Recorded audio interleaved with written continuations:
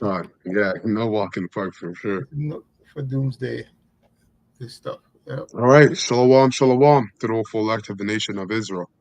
We're going to start off this lesson by giving all praises and honor and glory to Yahweh, Yahweh, Bahashim, Shem, Yahweh Shai, Shai, Bahashim, Shem, Rakakadash. Hakodesh. All right, and double honors to the apostles, bishops, and elders of Great Millstone who rule well and have taught this word in truth and sincerity, and peace and mercy to the whole full elect. All right, starting with 144,000 and the innumerable multitude that sincerely believe upon the names of Yahweh and his only begotten Son, Yahweh Shai. Okay, so again, hey, once again, GMS Toronto, we're always doing live lessons daily. Myself, my name is Amath. Just for any of you that are new to the channel, my name is Amath, and I got with me Malak. And today's class, we're gonna get another. There's gonna be another edition of Doomsday Prophecies. Okay, and in today's class, we're gonna tackle two things. We'll probably have to do a part two for the MOTB is speedily approaching. But the first part is the money illusion. Okay, the money illusion and MOTB is speedily approaching. That's Okay, right. That's right. so we're gonna get into the aspects of the money illusion Mm. and show you how financially Esau uses finance. And there's two aspects to it. There's both the financial aspect, which is printing the currency, but there's also the behavior and psychological aspect. Because you can't just print currency, but you also have to get people to spend as well. So we're going to get into that and how that ties into prophecy today, or prophecy in the scriptures, and how that's playing out today. Real quick, before we actually, or I'll let you bring out your precept. I know you got something to open up, Mm-hmm. and then I'm going to bring out a definition. Then we'll get into the clip. That's right. Go ahead. Yeah, you got it, Malak. You can bring out Okay, your precept. beautiful. Right. You folks can see the title there, and this is no walk in the park. And the information that's going to come out in regards to the instruction of the elect versus what is really going on is very vital. So I'm going to go to the book of Sirach. I'm going to go to the book of Sirach. I'm going to read 4 verses real quick. Okay, 4 verses in regards to the instruction that is given to the elect during this time of what is going on, right? In regards to the revelation of what, simply put, how it's going to be revealed today in regards to this thing, because I find it very interesting. So this is Sirach 2, and I'm going to read from verse 15 to 17, all right? Real quick. So it says this: they that fear the Lord will not disobey his word, right? And they that love him will keep his ways. Okay, so these are gifts, these are attributes, right? The Spirit is working with you straight. Verse 16, I'm reading from the KJV of the Apocrypha. It says, they that fear the Lord will seek that which is well pleasing unto him, that they that love him shall be filled with the law, right? In other words, the instruction, because the Spirit is working with them. The Spirit is able to interpret the law, guide them. Verse 17, they that fear the Lord will prepare their minds and humble their souls in his sight, right? This is a requirement, again, another gift that is given of those who have the spirit of prophecy, the spirit of Yahweh Shai on them. Verse 18, last one, it says, saying, he will fall into the hands of the Lord and not into the hands of men, for as his majesty is, so is his mercy, right? And so bring that out, man, because the information that's going to come out, hey, you're either going to receive it or you're not going to receive it. Simply put, in regard to these instructions. Go ahead, brother. Beautiful. So, what we'll do is because there's some terms and stuff that's to be known, but again, we're just going to simplify everything that way it's digestible because there's a lot of big and fancy words when it comes to financial economics.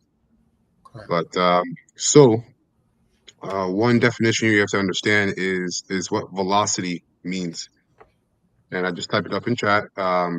In financial economics, velocity usually refers, sorry, velocity usually refers to the velocity of money, sometimes just called money velocity. Okay. It says it is a measure of how quickly money circulates in the economy. Often, how often a unit of currency, like $1, is used to purchase goods and services within a given time period. Okay? So that's what velocity means. You're going to hear that term. And again, velocity, simply put, is how much times a dollar bill, all right, circulates the economy. All right. One man gets paid $1. He takes that $1, pays his taxi driver to drive him home. The taxi driver takes that same dollar and puts it into uh, use it to pay for gas for his car. So the velocity of that $1 is three, right? It circulated the economy three times Mm-hmm. through three different transactions. So Yes. that's what that means. All right, and you're gonna see why that's important. So we're gonna get this clip here and how that plays psychologically as well. Velocity. And this is from Mike Maloney, right? He's a economic financial expert. And he has a really, really good series on, it's called The Hidden Secrets of Money. And I've watched this series, at least it's going to be my third time watching it. But with these guys, you got to watch, just like the scriptures, you got to watch this stuff over and over again to really collect everything that they're saying. That's right. Filter. But yeah, filter it. So this is in episode 7. Go to the channel. It's gold and silver, but this is fair use, fair use, fair use. None of the channels on this panel are using this video to make any money. We're just sharing this video for educational purposes only. All right. So fair use, fair use, fair use. And just in case, we are not giving any medical advice whatsoever. Okay. So we're going to go and start at pre-hyperinflation. He's going to explain that, and then we're going to get into the money illusion aspect. Wow. Velocity of money. Yep. Okay. Let me know if you can hear it. Right.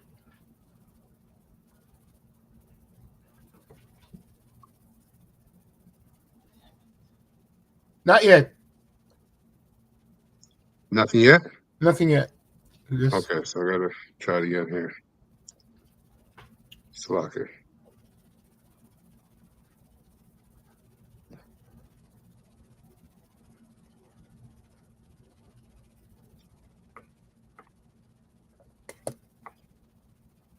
Okay, how about now? This is the entire hyperinflation from the beginning of World War I in 1914 until the end of 1920. Good? Yep. Good. Beautiful. This is the entire hyperinflation from the beginning of World War I in 1914 until the end of 1923. And most economists are attracted to this big hyperinflation on the end. But one thing I discovered when I was writing my book is that there's almost always a hyperinflation. And we see one here, where there's this rise of prices and quantity of currency, and then it levels off for a little while, and then rises again. And this has to do with the second. And what is hyperinflation in the simplest terms? Is basically when prices skyrocket, right? But why do prices skyrocket? It's because there's too much currency in circulation.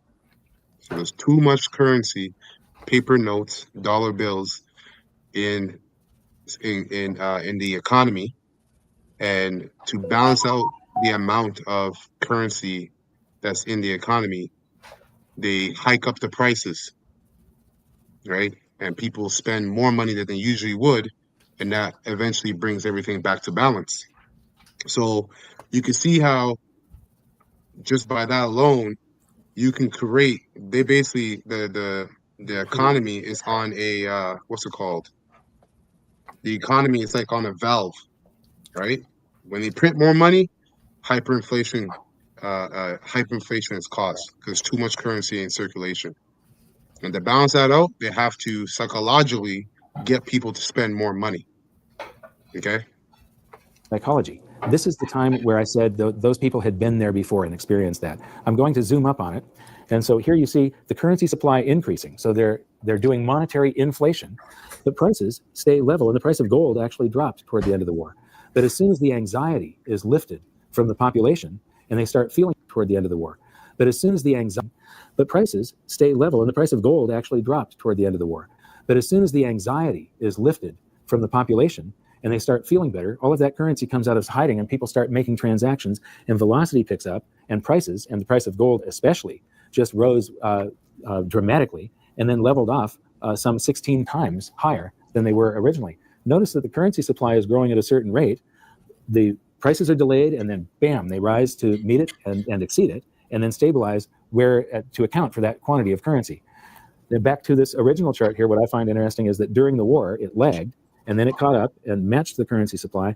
But then as they kept on printing, velocity started to exceed the currency supply. So prices started to rise faster than they were printing currency, and that's the end game for hyperinflation.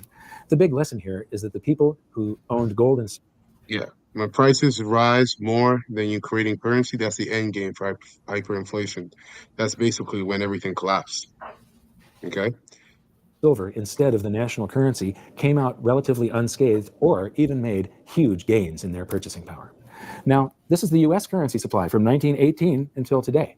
And we've created all of this currency, but we haven't seen any ravaging inflation yet. And that is because.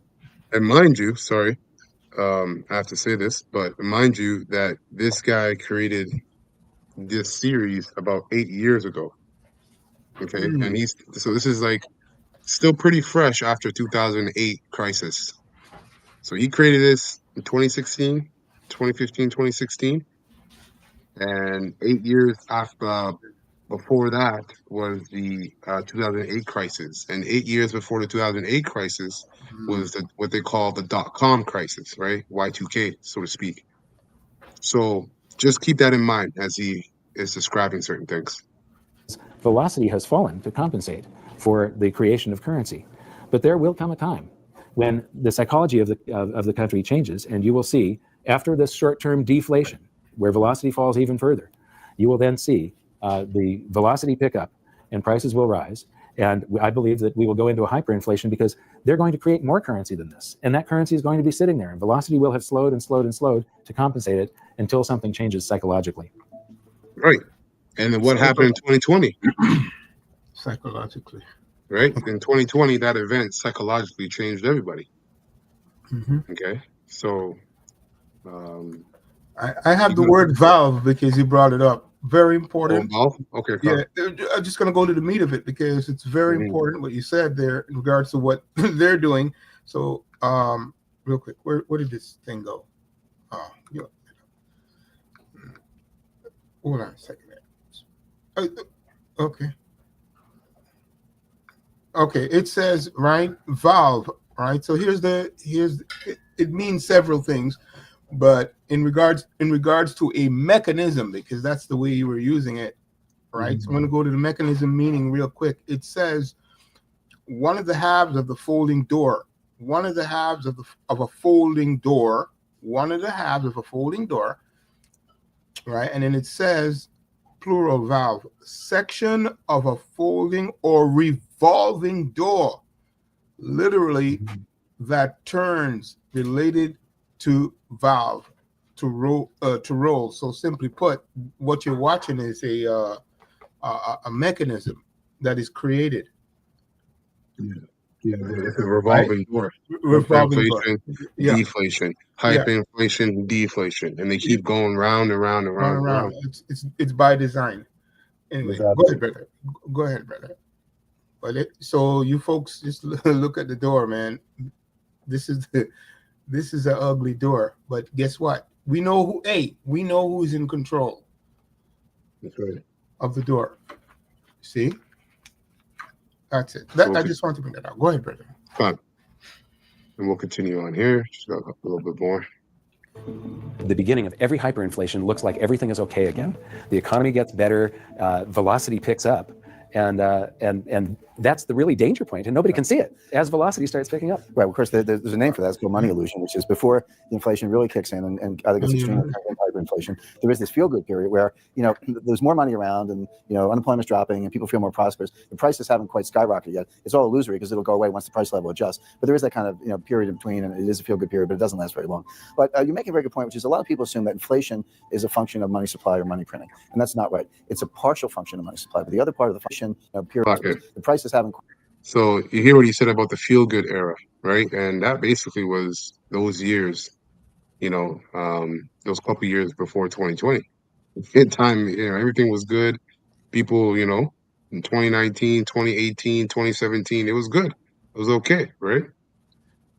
Quite skyrocketed yet. It's all illusory because it'll go away once the price level adjusts. But there is that kind of period in between, and it is having a period where the inflation really kicks in and either gets extreme or turns into hyperinflation. There is this feel-good period where there's more money around and unemployment's dropping and people feel more prosperous. The prices haven't quite skyrocketed yet. It's all illusory because it'll go away once the price level adjusts. But there is that kind of period in between, and it is a feel-good period, but it doesn't last very long.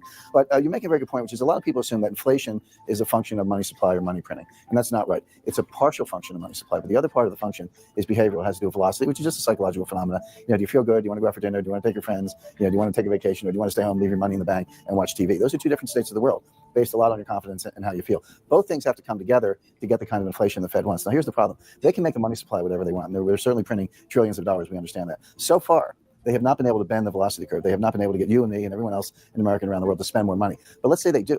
They change the psychology. They change the behavior. Once you change. Remember, he said you, me, and everyone else around the world. Why? Because the world holds American dollars. Okay, Right. Fiat currency. So it's not just about the people in America, all right, but it's also about the whole world. Because the whole world, let's get it real quick. The whole world has drunk off the wine, all right, of Babylon. That's right.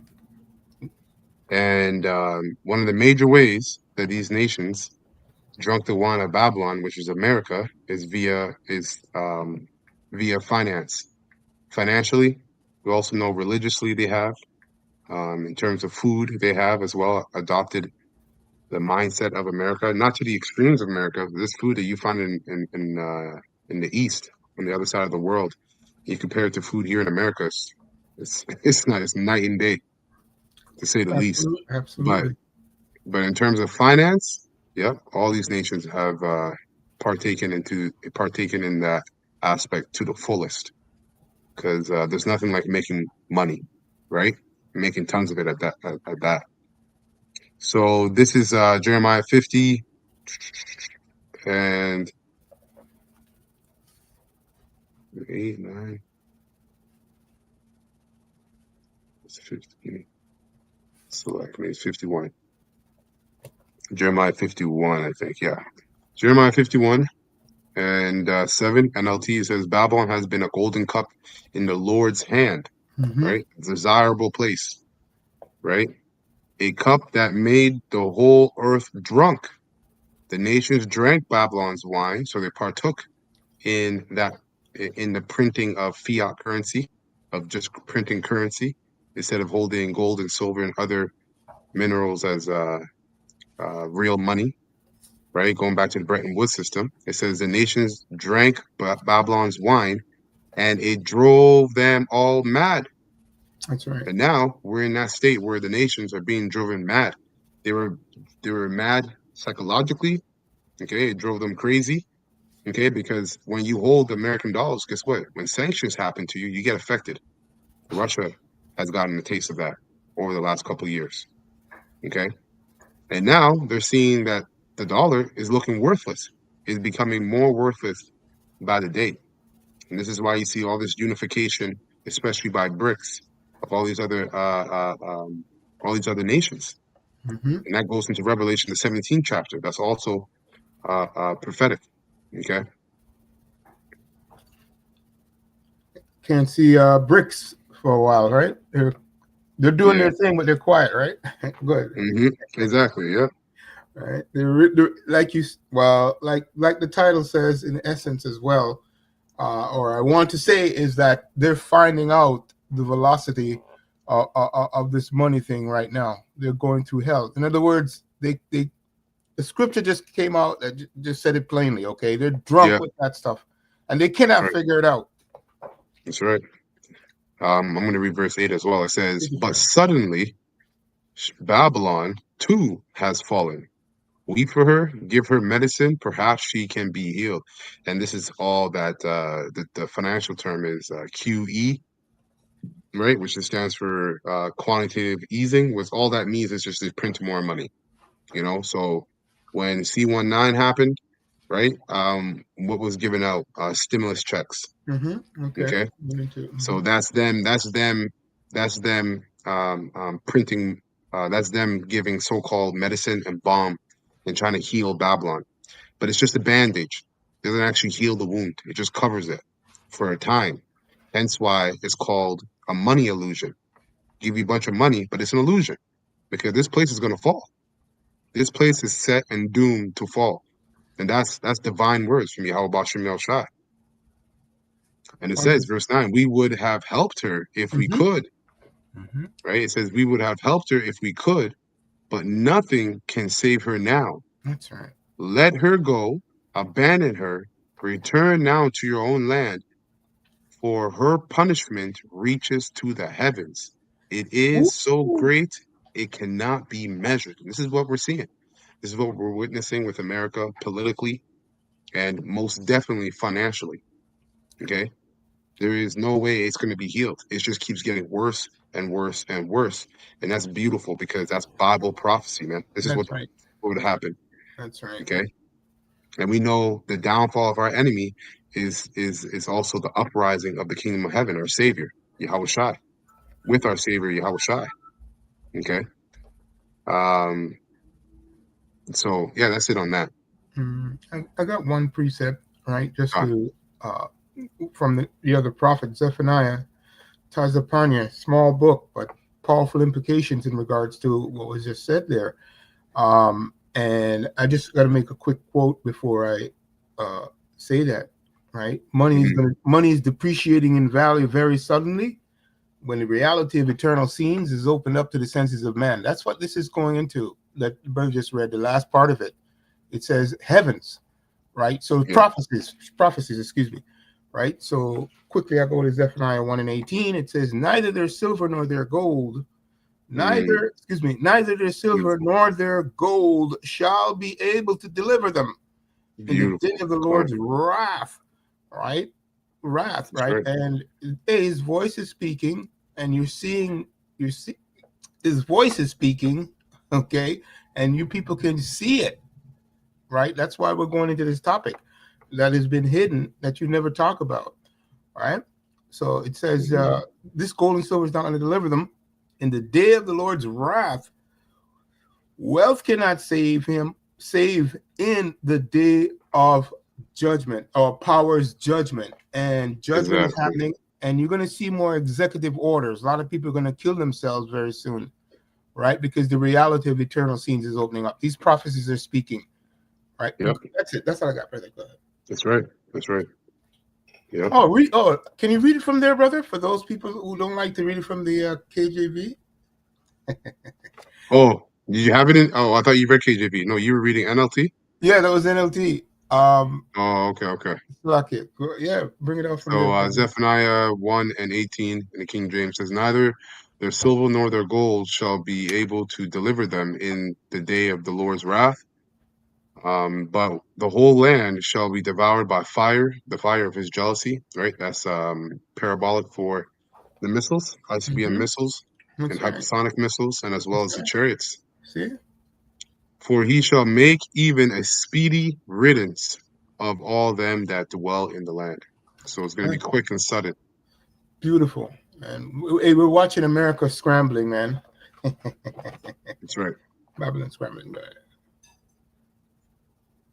Change it. It's very hard to spend more money. But let's say they do. They change the psychology. They change the behavior. When they're printing trillions of dollars, we understand that. So far, They have not been able to bend the velocity curve. They have not been able to get you and me and everyone else in America and around the world to spend more money. But let's say they do.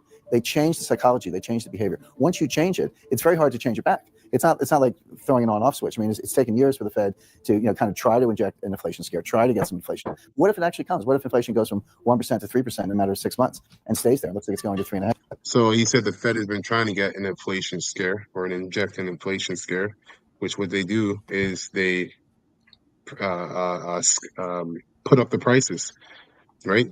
Put up the prices of everything, goods and services. But what it has done is it really, because of the previous event, C19, and not being able to do the things that people are used to and accustomed to do or accustomed with, they save their money. So the Fed has been trying to get you to spend your money, but what's happening is people are saving their money because of scarcity, right? Because this is happening, because that's happening. So this is what he's explaining in terms of the Fed has been trying to change the behavioral aspect of people so that hyperinflation could be complete, so to speak, right? Hyperinflation is two different sides of the same coin. One side is printing a bunch of money. The other side is the psychological aspect of it, whether people spend money or not. 0.5%. Well, the next stop is 10%. It's not the Fed thinks they can dial it back down to 2.5, which is what they say they want. But what they'll find is once that velocity, once the behavioral genie is out of the bottle, they won't be able to get it back in. It'll take off. It'll take on a life of its own. What's the Fed going to do? Raise interest rates to 10% with unemployment of 7%? I mean, people go down and burn down the Fed. I mean, there are limits on what they can do. But the point is, once it starts, and you're exactly right, it's a feedback loop. It feeds on itself. The Fed thinks they can control it. They're wrong. The behavioral aspect of it will be out of control, and like I say, we'll be on our way to 10%, if not worse. Okay, and you hear what it says here. The quote, H.R. Heldman, right? You can't put the toothpaste back in the tube. Okay? And you can see the currency. The toothpaste is it's an American dollar bill. Okay. So earlier, I'm going to get this precept, Second Ezra.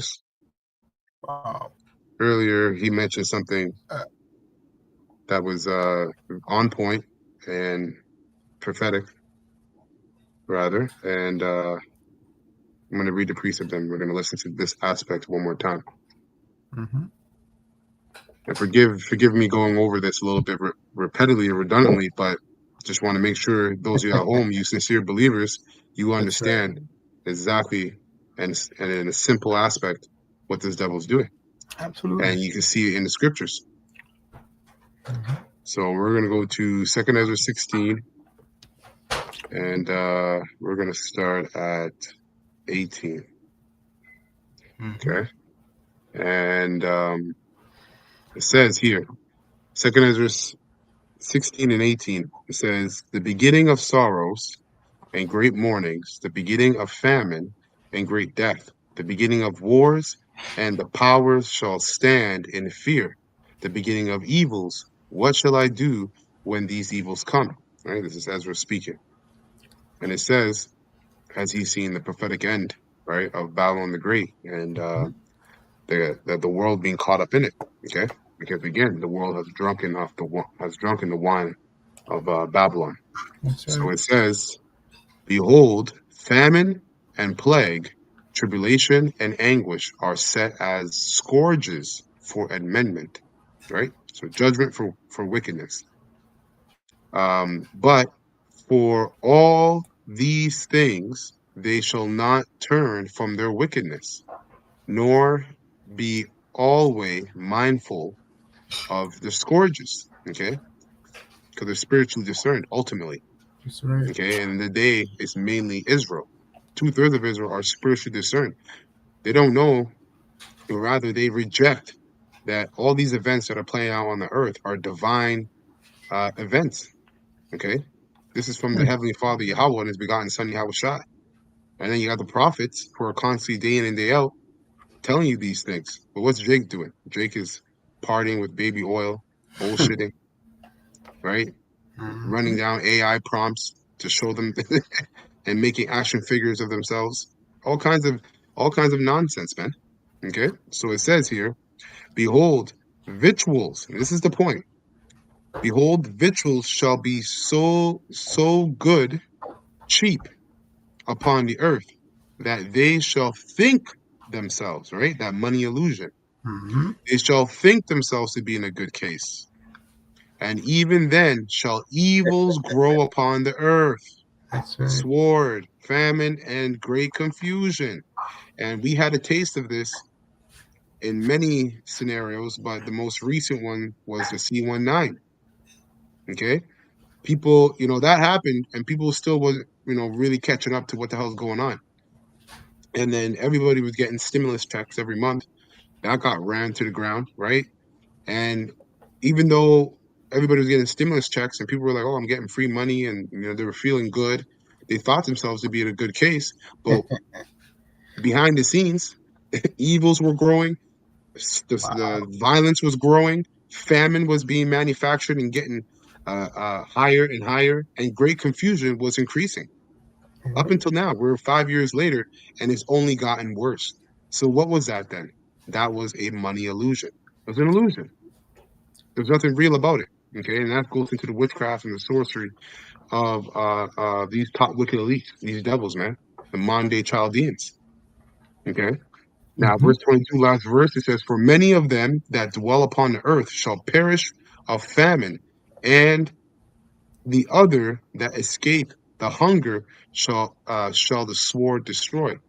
So now that I just read that, let's listen to this one more time That's for a right. couple seconds. Take your time, man. Logically. Yeah. Economy gets better. If every So listen. hyperinflation looks like everything is okay again, the economy gets better, velocity picks up, and Right? Economy gets better, velocity picks up, people are spending more money, right? That's velocity. But it's a money illusion. Uh-huh. and Oh, that's boy. the really danger point, and nobody can see it. You see? That's the dangerous part. But no one can see it. Why? Because goods are sold cheap. Mm-hmm. Right? So It's they like, think themselves to be in a good case. As wow. velocity starts picking up, Right. Of course, there's a name for that. It's called money illusion, which is before An the inflation illusion. really kicks in and either gets extreme or turns into hyperinflation. There is this feel-good period where there's more money around and unemployment's dropping and people feel more prosperous. The prices haven't quite skyrocketed yet. It's all illusory because it'll go away once the price level adjusts. But there is that kind of period in between, and it is a feel-good period, but it doesn't last very long. Right? Doesn't last very long, but there is a feel good period. You're making a very good point, which is a lot of people assume that inflation is a function of money supply or money printing, and that's not right. It's a partial function of money supply, but the other part of the function is behavioral. It has to do with velocity, which is just a psychological phenomena. Do you feel good? Do you want to go out for dinner? Do you want to take? Do you want to take Right? a vacation? Yeah, yeah. And that You know what I'm doing. that was repressed, right? That was repressed when everybody was locked down. So what did that do? That had psychological implications on people's minds, Mm-hmm. right? Want to stay home, leave your money in the bank, and watch TV. Those are two different states of the world, based a lot on your confidence and how you feel. Both things have to come together to get the kind of inflation the Fed wants. Now, here's the problem. They can make the money supply whatever they want. And we're certainly printing trillions of dollars. We understand that. So far, they have not been able to bend the velocity curve. They have not been able to get you and me and everyone else in America and around the world to spend more money. But let's say they do. And you know what they're talking about? They're talking about a couple years after the housing crisis in 2008. When that happened and all those people lost their homes and all that stuff happened, people started spending less for a couple years after. So the Fed had to what? They had to psychologically reverse your mind and make you think, hey, everything's okay. Everything's okay. Don't worry. That will never happen again. Trust me. I know you're traumatized, but it's all good. I got you. Daddy's going to print more money and you're going to be doing good again, right? Now, Okay. real quick, let me Wow. let him finish and then we'll get some precepts. Mm-hmm. They change the psychology. They change the behavior. Once you change it, it's very hard to change it back. It's not Exactly. like throwing an on-off switch. I mean, it's taken years for the Fed to kind of try to inject an inflation scare, try to get some inflation. But what if Yes. So Salake, so people started warming up after 2008, maybe 2010, 11, Mhm. 12, 13, 14. And then you get back to that behavioral pattern of, okay, everything is good. We're spending money. Everything is good. Da, da, da, da. And then boom, 2019, 2020, a huge C-19 took the whole earth. All right. For a spin, and we're still in it. Okay. But now we're coming to the next one. And this next one is going to be huge. It's going to be the Black Swan event of all Black Swan events. Whatever they cook up, whatever the Lord tells them to do. But we know that it's going to involve everything the scriptures say: famine, bloodshed, violence, right? Political turmoil, and ultimately a crashing of the whole economy, That's right. not just America but the world, because that's the Mhm. only way they can bring in what? The MOTB. That's right. The, It the, actually the, comes. the, the reality of eternal scenes is going to open Done. right up before them. You're go ahead. Exactly. Wow. Go ahead. Exactly. Take your time. Play that video, brother. Go ahead. Come. What if inflation goes from 1% to 3% in a matter of 6 months and stays there? It looks like it's going to 3.5%. Well, the next stop is 10%. It's not, the Fed thinks they can dial it back down to 2.5%, which is what they say they want. But what they'll find is once that velocity, once that behavioral genie is out of the bottle, they won't be able to get it back in. It'll Exactly. take off. It'll take on a life of its own. What's the Fed going to do? Raise interest rates to 10% with unemployment of 7%? I mean, people go down and burn down the Fed. I mean, there are limits on what they can do. But the point is, once it starts, and you're exactly right, it's a feedback loop. It feeds on itself. The Fed thinks they can control it. They're wrong. The behavioral aspect of it will be out of control. And like I say, we'll be on our way to 10%, if not worse. Yep. And again, like the quote says, you cannot put the toothpaste back in the tube. That's right. You said you had a precept? Yeah, but real Fine. quick, because I Mhm. do have a precept. Just wanted to go over the term for the people real quick, because it's what's breathing all of this is the psychological operations, right? It's Yep. that's what it is. So I'm gonna go straight to it real quick. It's this is from Wikipedia, right? Okay. I'm just gonna read what is there. Psychological operations, psyops, are operations to convey selected information and indicators to audiences to influence their motives and objectives, reasoning, and ultimately the behavior of governments, organization groups, and large foreign powers. Just wanted to put that out there, right? You can read this off Wikipedia. So that's what's happening. That's what's breathing this velocity, velocity of money, which brings that money illusion. Done. Okay, and all that chaos, right? Yep. Hey, the guy said, I'm not making stuff up. He said it. He said it's psychological. Anyway, that's the right. point. Just wanted to bring that out. Okay, because you know, fair use, man. Done. Go ahead. That's all I got on that. Bring out what you got, brother. Go ahead, because I know you got something. I have lots of stuff here. Fine. So let's get 1 Thessalonians 5, and we'll read it in NLT. We'll start from 1, okay? And we'll read down to 6. So 1 Thessalonians 5, 1 and 5, and it reads, Now concerning how and when all this will happen, dear brothers and sisters, we don't really need to write to you, right? Because we're all, as he's going to explain. For you know quite well that the day of the Lord's return, will come unexpectedly like a thief in the night. Okay? When people are saying everything is peaceful and secure, right? This is echoing the same precept in 2 Ezra 16 and 21 about them thinking that they will be in a good case. They should think themselves to be in a good case because goods are sold cheap, right? And during the C-19, what happened? Stimulus checks were being basically printed and given to people, right? $2,000 a month, and that was what? Peace and safety. People, that was your rulers and your politicians and your government telling you everything's okay. We got you, right? Being psyched out. Yeah. Exactly. So again, verse 3, when people are saying everything is peaceful and secure, then disaster will fall on them as suddenly as a pregnant woman's labor pains begin, and there will be no escape. So people are about to be psychologically effed up to the max. Mm-hmm. Okay? To the max. Do the Because math. after C19, that was a global devastation. A global devastation for people. Because you couldn't do anything, you were tossed into a completely different reality, which is prophetic anyways. It's just prophecy.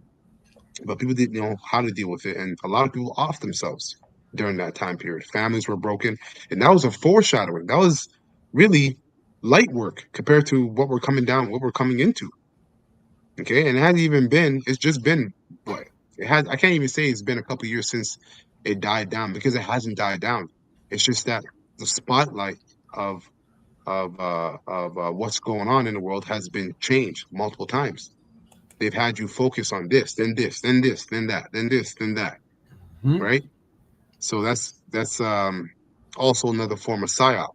Okay, so it says here when people are saying everything is peaceful and secure, then disasters will fall on them as suddenly as a pregnant woman's labor pains begin, and there will be no escape. And this is where we're at, man. We're at that point of that sudden disaster falling, that huge black swan event or multiple black swan events, right? Scriptures say perplexities, polycrises. So it says, but you aren't in the dark about these things, dear brothers and sisters. You won't be surprised when the day of the Lord Yahweh Bashim Yahshua comes like a thief. That's right.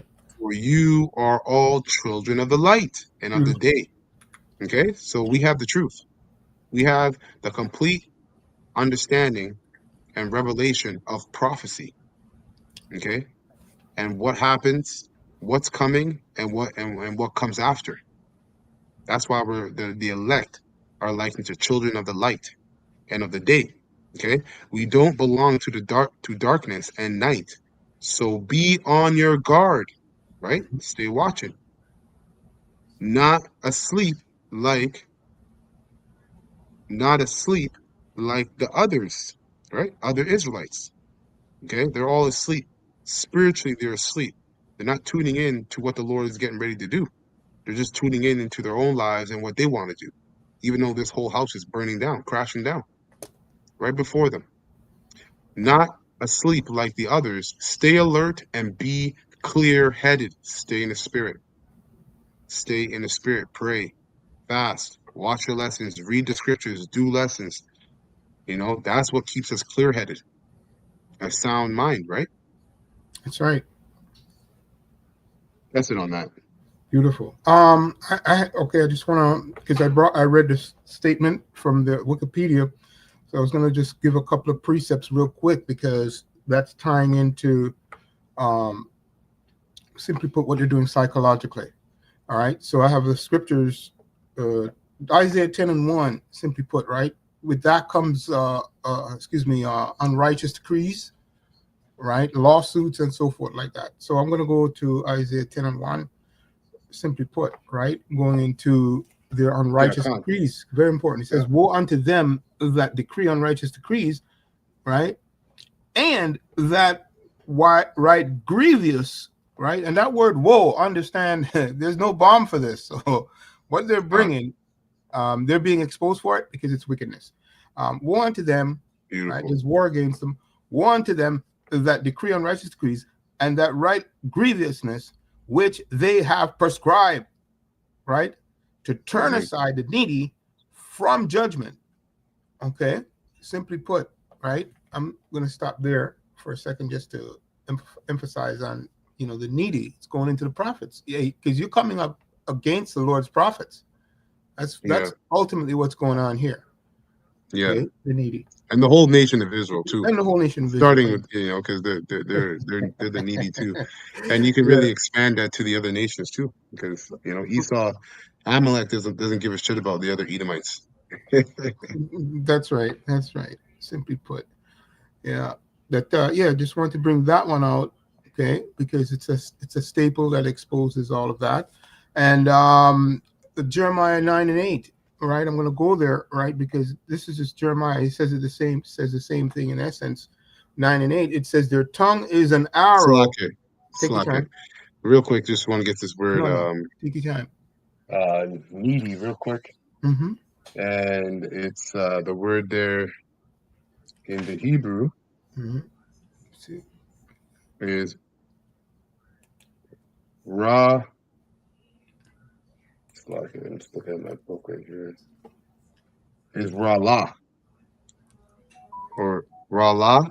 Yeah, Mm-hmm. rala or the al, slack it, the al, right? The al, and it means low. The al, right? It means low, Mm-hmm. poor, weak, thin, one who is low. So even the average common man, right? Yeah, it affects Middle individual. class, Mm-hmm. yeah. So yeah, just wanted to say that includes everybody, but like you said, it starts with the prophets, Israel, Right. and on down. Mm-hmm. You got it. Yep. Yeah, Jeremiah. Yeah, Jeremiah. Let me put up my screen here. Yeah, Jeremiah 9:8. Straight. All right. Hmm. Right. Straight to the point. Right. Are you there? I can Yeah, read from yeah, there. Yeah, beautiful. It says their tongue, Jeremiah 9:8 KJV. Their tongue is an arrow. Their tongue is an arrow. Shoot out. It speaketh deceit. One that speaketh peaceably to his neighbor with with his mouth, but his heart he lay it in wait. Right, hmm lay it his weight. Excuse me, which means he's watching you, and he's watching you, and he's doing everything possible to come yep, against you. that's Right. right, So when he speaks, his heart is obviously not upright. He's doing everything to go against you. That's what that's right. Ambush. ambush you. Simply put, that's what the prophet's going Hmm. into. Right. That's right. Yeah. So just wanted to bring that out as well. So Uh, yes, his words are poison, man. that's right. Butter. Go ahead. You know what? I'm going to read verse 9. I'm going to bring out some quick information. Verse 9 is good. It says, shall Mm-hmm. I not visit them for these things, saith the Lord Yahweh? Mm-hmm. Shall not my soul be avenged on such a nation as this? And we know historically this was Yeah. talking to Israel, but prophetically, you can link this to Esau, Edom, 2/3 of Israel, all right, and the other nations. But really, the Edom, starting with the Edomite nation, Mm-hmm. that's the most hated nation of the Heavenly Father, is the Edomite nation. Yeah, his curse of the That's earth. right. That's right. That's right. I loved Jacob and hated Esau. So now we'll continue on and play a little bit left of this clip, and then I'll bring out something here. It seems like all of these bright minds that want to run things, none of them trust a free market mechanism. Well, I think that's right. They will talk to you ad nauseum about the failures of the free markets without realizing that most of the so-called failures are actually the result of misguided government policies from prior times. I'll give you a classic example. 1998 was a warning. That's started 19 times.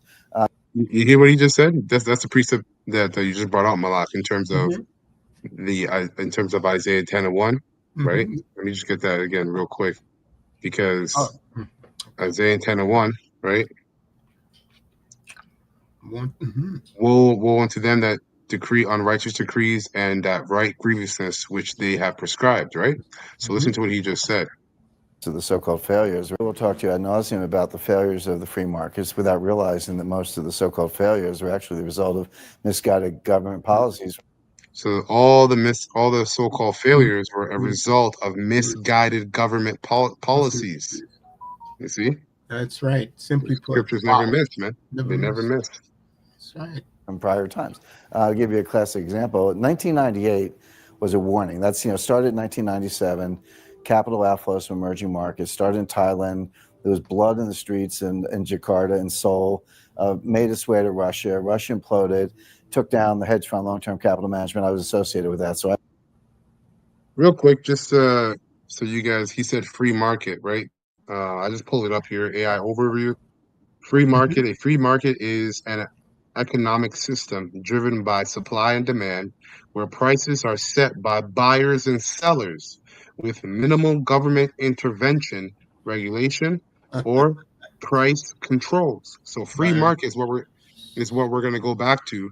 But those that will delegate the prices of everything and delegate, the world's resources are going to be the Israelites, starting with the elect under Yahushua on down. Okay, that's what's going to happen in the new kingdom. But in terms of in the kingdom of heaven here on earth, but in terms of what free market is, that's exactly what it is. A free market is an economic system driven by supply and demand, where prices are set by buyers and sellers with minimal government intervention, regulation, or price controls. In this system, individuals and privately owned businesses make the economic decision, allocating resources and setting prices through voluntary exchange. While a purely free market is an ideal that doesn't exist, modern economies incorporate free market principles to various degrees, and with government often intervening to ensure stability and political welfare. But that's not what ends up happening, does it? That's right. He coins it misguided, huh? Exactly. Yeah. Failures of the free markets without reason. Yeah, so Well, I think that's right. They will talk to you ad nauseam. Trust. It seems like all of these bright minds that want to run things, none of them trust the free market mechanism.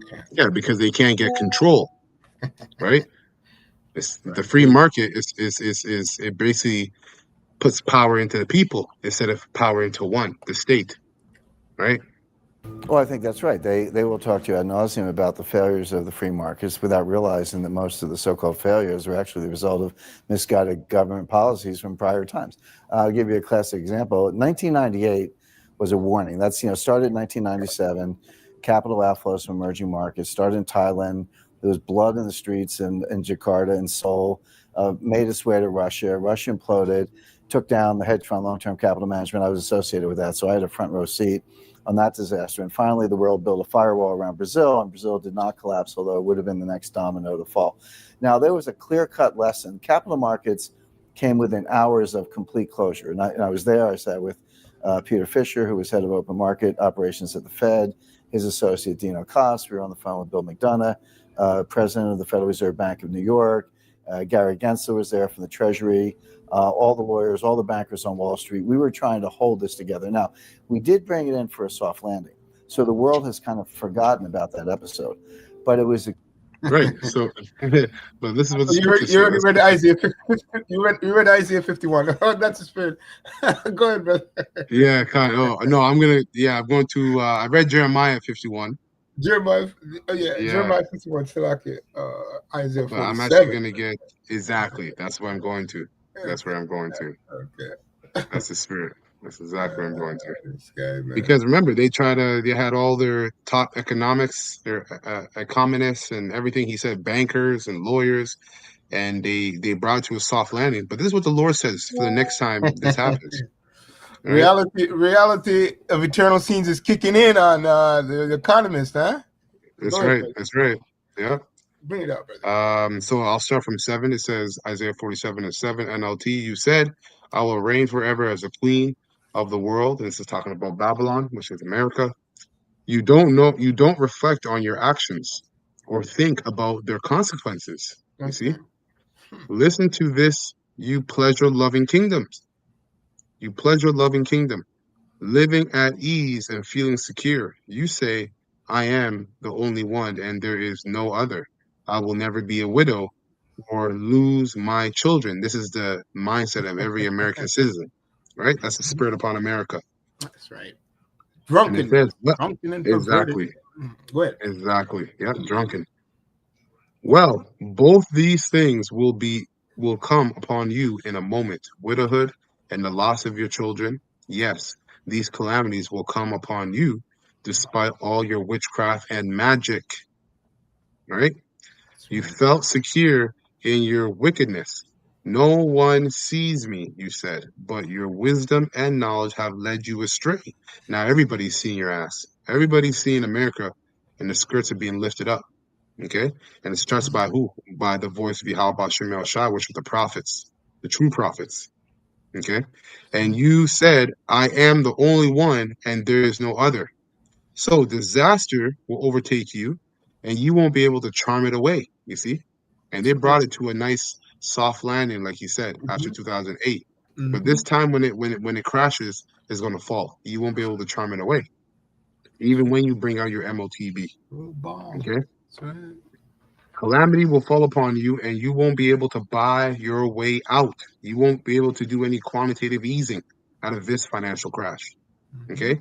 That's what they've been doing. They've been buying their way out from each crash, each financial crisis. But they won't be able to buy their way out this time. This time it's going to completely plummet. All right. And that's going to give way and rise and a need and a want for the MOTB. But even that, when they establish the New World Order and the MOTB, that's only going to survive and last for about a moment. Then you got World War III, boom, kicking down the door, man. So it That's gonna says, be a pleasant surprise as well. Go ahead. exactly. You're they're constantly being taken on a roller coaster of you go down, then you got brought up, you feel good, and you get taken down, and eventually your last pinnacle, which is where we're at, that will be your last pinnacle. Then you'll drop and you'll stay down. America will be completely wiped out. Okay, and it says, and you won't be able to buy your way out. A catastrophe, Mhm. will strike you suddenly. That's right. You see, one for which you are not prepared. And America is not prepared for ICBM missiles, man, No. hypersonic missiles, Wow. or the return of the Lord Yahushua That's right. in the host of heaven. Now use your magical charms. Mm-hmm. Use the spells you have worked at all these years. Maybe they will do you some good. Maybe they can make someone afraid of you. All the advice you received have made you tired. Where's all your astrologers and your stargazers who make predictions each month, right? And that's also these economists. They make predictions, financial predictions every month. Yeah, he said he had a first place seat. He had a front row seat. Right. Front row seat. He was there in New York, right? Yeah. In Wall Street.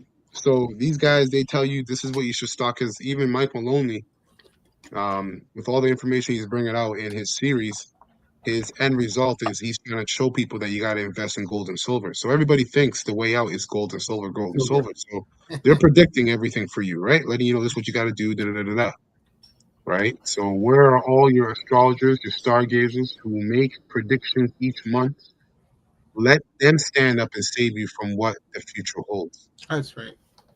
But they are like straw burning in a fire. They Straw cannot man. save them. That's right. Wow. They cannot save themselves from the flame. You will get no help from them at all. All right. Their hearth is no place to sit for warmth. So they don't got the answers. That's There's right. no comfort in these astrologers, prognosticators, and their predictions. That's There's right. no comfort in Esau. The only comfort is for an Israelite who's of the elect of the nation of Israel. And that comfort is this truth. Ultimately, the Thawa, which is the mark of exemption. That's right. Okay? That's right. All your friends, those with whom you've done business since childhood, so all these other nations, Mm-hmm. will go their own ways, Ooh, turning a deaf ear to your cries. that's right. And that's what you're seeing, man. These nations are looking at America like, yo, we can't wait for you to be out of here. That's right. Okay? Revelation 18. Yeah, exactly. Mm-hmm. So we'll continue a little bit more here. Go take your time. Extremely close and extremely delicate. We were literally hours away from shutting down global bond markets and stock markets. Now, what lessons were learned? Well, the lessons that cascades into the credit card not working and the gas not coming out. correct. Of the pump. That's right. It would have been a global bank holiday. We were Yes. hours away from that. Now, it didn't happen. So everyone's like, oh, no big deal. It's fine, but there were some lessons that should have been learned. Banks should have been broken into smaller units. Derivatives should have been banned, et cetera. There were things that should have been learned from that. Instead, what did we do? We did the opposite. We repealed Glass-Steagall, which allowed banks to be hedge funds. We repealed swaps regulation, which allowed them to create swaps and derivatives on all kinds of other things that had never been done before. We repealed the net capital rule for broker-dealers. So instead of 15-to-1 leverage, we allowed 30-to-1 leverage, which Lehman had on the day it went down. We implemented Basel II, which allowed banks to use more leverage. We did the exact opposite of what we should have learned in 1998. Is it any surprise that 10 years later, we had a bigger catastrophe, almost destroyed capital markets again, and now here we are not learning the lessons again.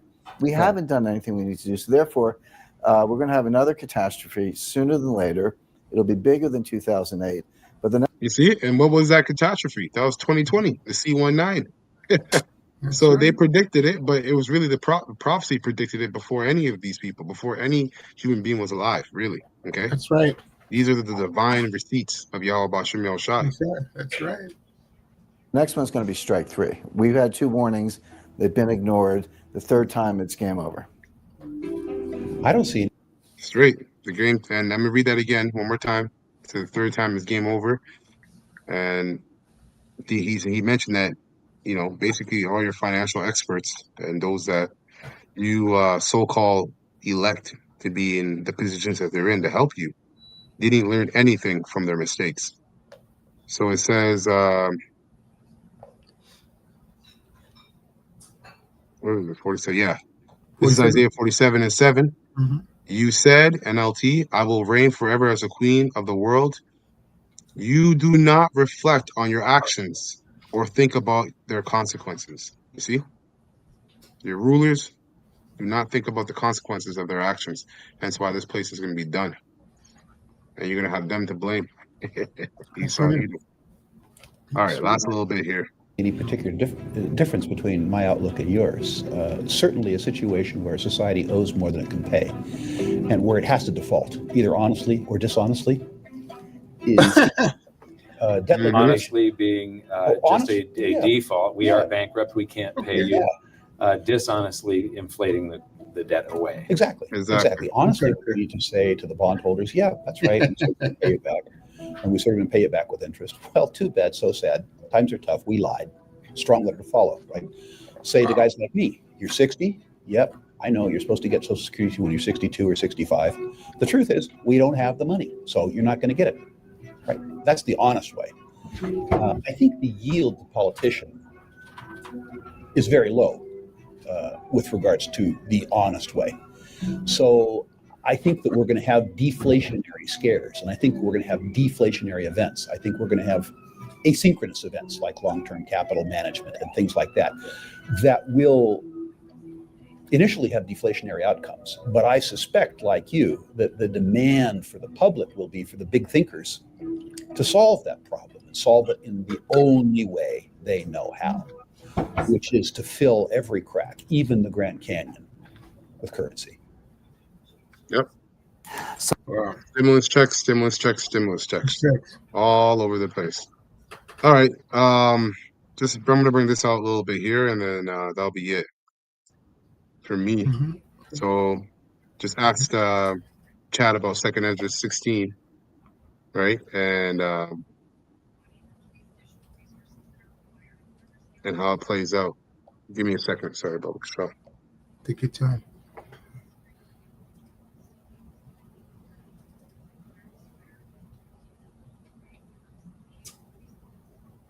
Okay, so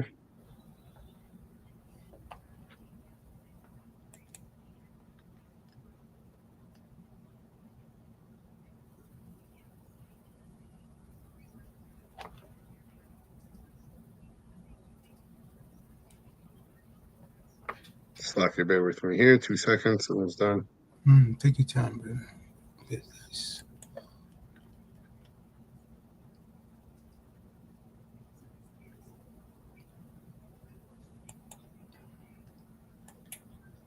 Okay, so finishing up here. So I got this here from chat, and I asked it a question on how 2nd Ezra 16 and 21 can play out financially and in the world economy today.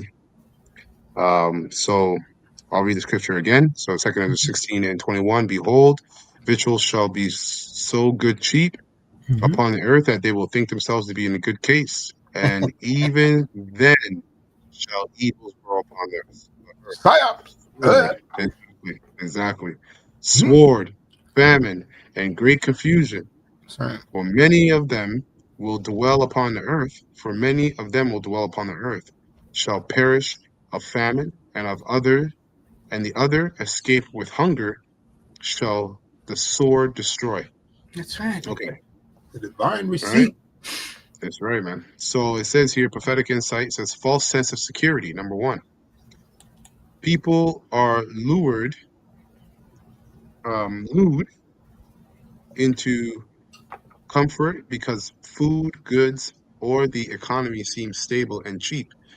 This matches times when markets are artificially propped up, inflation is hidden, or people are distracted by comforts and entertainment.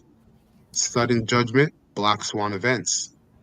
The prophecy warns of sudden reversal, famine, war, chaos. This parallels modern black swan events, unexpected financial crashes, Mhm. 2008, pandemics, 2020, or sudden wars that expose the fragility of the system. Mhm. Okay, which America's fighting two wars. It's two war fronts.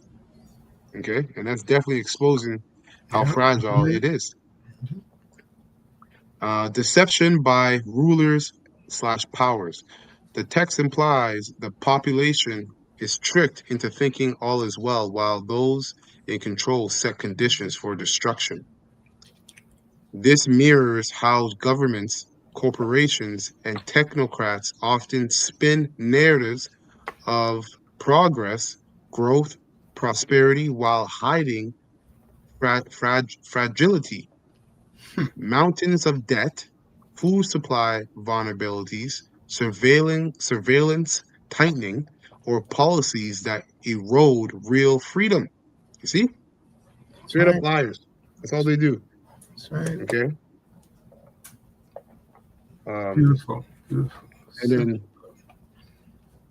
you know what? Let me just get this real quick because this goes into exactly what's being said here. So let's prop up um, Micah 2:1. Okay, mhm. 'cause that's exactly what they've done, right? They devise wicked plans upon their bed.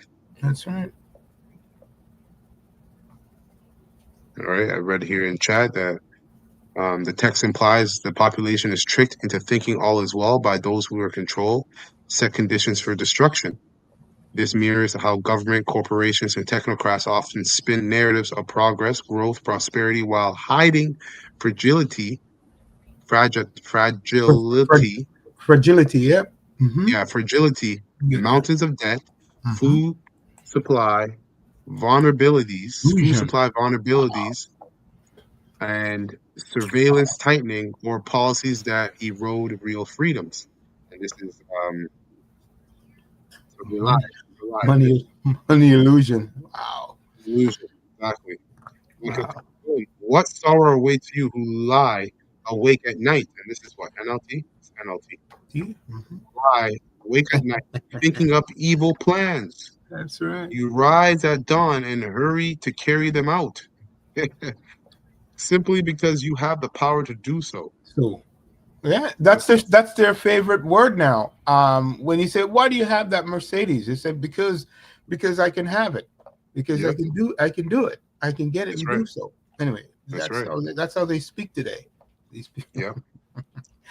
Go ahead, brother. So it says here modern parallels, okay? Modern parallels, economic illusion. So stimulus checks, low interest rates, or Mhm. cheap goods Straight. form global supply chains, or slack it, from global supply chains create a sense of prosperity, but underneath lie debt crisis, inflation, and systematic risk or systemic risk. False promises of innovation. Leaders praise sustainable cities, green growth, or digital prosperity, but these often mask system of control. That's right. Example, surveillance in smart cities, central bank digital currencies. It says peace and safety narrative. Paul echoes this in 1 Thessalonians 5:3. For when they shall say peace and safety, then sudden destruction cometh upon them. Mhm. All right. And skipping, it gives a bunch of supporting precepts. But skipping down to today, so it says, so in today's timeline, 2nd Ezra 16:21 and 22 plays out in the way society is looted into complacency by cheap goods, illusions of prosperity, and political narratives of peace and growth, while hidden crises are building. Then a black swan event, a financial collapse, war, famine, or engineered crisis strikes suddenly, revealing that the people were deceived by those in power. See? That's right. Wow. Street. Yeah. I'm gonna get one more precept and that'll be it for me.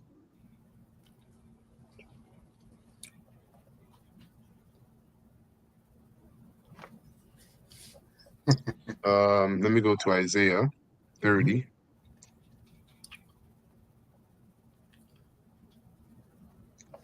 Because the theme is money illusion and sudden destruction, right? That's Because of right. the money illusion, there's sudden destruction.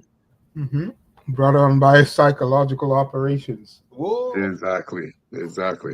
So let me start at 10. The point's really in 13. So NLT, Isaiah 30 and 10. It says, they tell the seers, stop. Let me see. Okay. I'll start at 8. It says, now go and write down these words. Mm-hmm. Write them in a book. They will stand until the end of time as a witness. And that's what's happening right now before our eyes. That these people are stubborn rebels who refuse to pay attention to the Lord's instructions. They tell the seers, stop seeing visions. They tell the prophets, don't tell us what is right. Tell us nice things. Tell us lies. Nice. Right? Mm-hmm. Forget all this gloom. Get off your narrow path. Stop telling us about your Holy One of Israel, Yahweh or Yahweh Shai. This is, yeah, they're stuck in that illusion. They want to stay in that in that illusion, that dream world. The wine is strong. Wow. That's it. Wow. That's how we know the scriptures are true, because That's right. when it talks about how people, when it talks about the calamities, and then you compare it to the illusion people are living, and all these calamities are building up, it makes sense why the majority, everybody but the elect, really, and majority of people, I'll say, will right. receive the MOTB. That's right. Okay, because even those that don't receive the MOTB, Mm-hmm. they never believe in the truth, anyways. Yeah, So they you're have in the the same image. boat of those. Exactly. They still worship the image. Image. Exactly. Mm-hmm. Right. So verse 12, it says, this is the reply of the Holy One of Israel. Because you despise what I tell you, That's right. right? Because you despise what I tell you, and trust instead in oppression and lies, That's right? right. That Babylonian wine. Mm-hmm. Calamity will come upon you suddenly, like a bulging wall that's burst. And in this context, right? Particular context in terms of finance, it's a bubble, right? That That's right. financial bubble is going to Bubble. pop. That's right. So calamity will come upon you. Yep. Calamity will come upon, yes, right. Calamity will come upon you suddenly, like a bulging wall that bursts and falls. In an instant, it will collapse the society and come crashing down. Esau's time of Okay, trouble. that's it. Exactly. Wow. It says, it says, you will be smashed like a piece of pottery, shattered so completely that there won't be a piece big enough to carry coals from a fireplace or a little water from the well. Damn. Wow. Yeah, that's it. Well, I'll read 15. 15 is the last bit. It says, this is what the sovereign Lord Yahweh the Holy One of Israel says, only in returning to me and resting in me will you be saved. Mm-hmm. In quietness and in confidence is your strength, That's right. but you would, in quietness and confidence is your strength, but you would have none of it. Okay. That's right. That's right. So, That's right. yeah, that's it for me, man. I don't know if you got something you want to. One quick one. I'm just going to go to Yeah. Nahum, War News Forecast. You know, he says the same thing. He's inspired, obviously, to bring the war news in small details with powerful implications. Yeah, 3-1. But I'm reading today from the NLT. Nahum 3-1 from the NLT today. All right, and that's it. Simply put. It says, "What's Nahum 3-1 from the NLT? What sorrow awaits Nineveh?" And it's code for America, Babylon. That's what's going on here. Okay, the city of murder and lies, and it says she is crammed, all right, with wealth. I was chuckling about this, and is never without victims, right? But what sorrow awaits, man? That bloody city. So simply put, man, it's finished. Okay, That's right.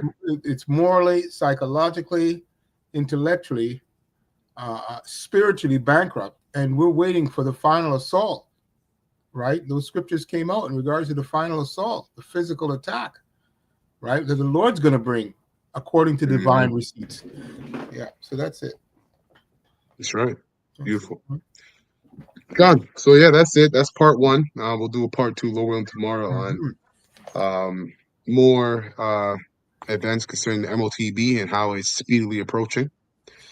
Okay, and then maybe we'll add some more things to that video. But that's it for this video. Lord willing, this video was edifying, straightforward, and edifying to the whole full elect. I'm going to give all praises and honor and glory to Yahweh, Bahashem, Yahushua, Bahashem, Baruch HaKadosh. Double honors to the apostles, bishops, and elders of great Millstone who rule well, and have taught this word in truth and sincerity, and peace and mercy to the whole full elect, starting with the 144,000 and the innumerable multitude, all right, that sincerely believe upon the names of Yahweh and his own begotten Son, Yahweh Shai. Above all, Kwama Shala, Shalom to the whole full elect. Shalom. Wow.